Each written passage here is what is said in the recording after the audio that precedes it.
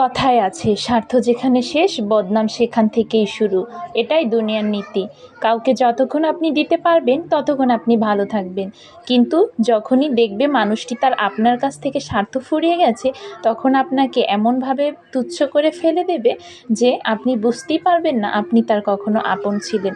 By the way, আজকে আমি হালিম তৈরি করছি। কারা কারা হালিম পছন্দ করেন কমেন্টস করে জানাবেন। আমি এখানে রেডিমিক্স হালিমটি নিয়ে নিয়েছি।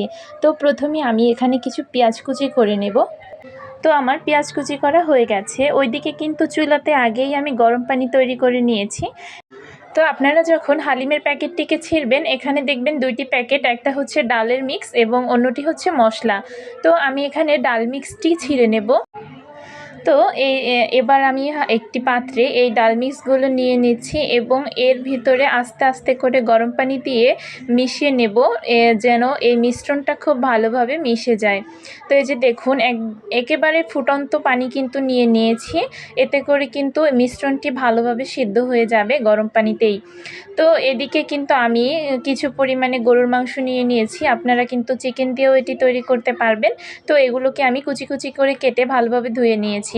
এবার কড়াইয়ে আমি পেঁয়াজ এবং তেল দিয়ে ভেজে নেব। রাত্রে রাত্রে আপনাদের সাথে একটি কথা শেয়ার করি। মানুষকে খুশি রাখতে পারার মতো কঠিন কাজ পৃথিবীতে আর দ্বিতীয়টি নেই। সামান্য স্বার্থে আঘাত লাগলেই পূর্বে সব উপকারের কথা ভুলে যায়। এমনটাই মানুষ, তাই না?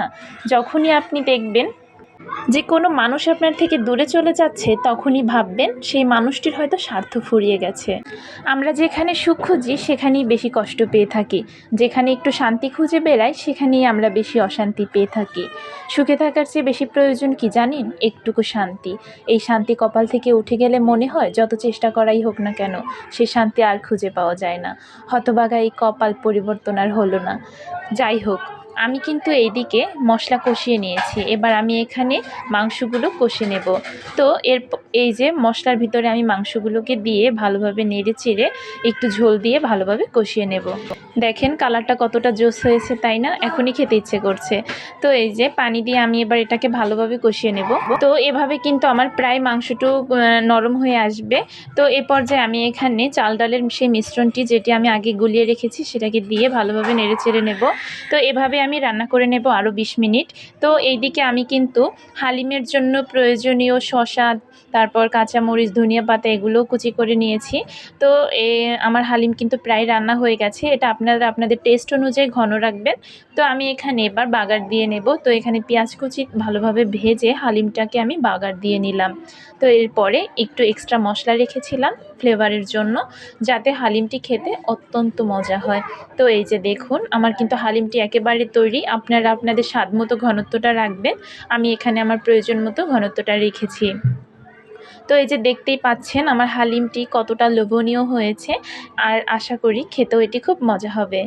তো আপনারা তৈরি করে অবশ্যই এভাবে হালিম খাবেন। বাসায় বানিয়ে হালিম খাওয়ার টেস্ট কিন্তু অন্যরকম। তো বাই দ্য ওয়ে, সব কিছু আমার কাছে খুব ভালো লেগেছে, আর বাসার সবাই খেয়ে কিন্তু অনেক প্রশংসা করেছে। তো সবাই ভালো থাকবেন, সুস্থ থাকবেন এবং আমার নতুন ইউটিউব চ্যানেলটি সবাই সাবস্ক্রাইব করে আমার পাশে থাকবেন। আল্লাহ হাফেজ, আসসালামু আলাইকুম। তো শেষে একটি কথা বলি, রাঁধুনি হালিম মিক্স কিন্তু আমার কাছে খেতে অনেক বেশি ভালো লাগে, আর এর টেস্টটা একদম 100-এ 100% হয়। আপনারা আপনাদের মতামত কমেন্টে জানান।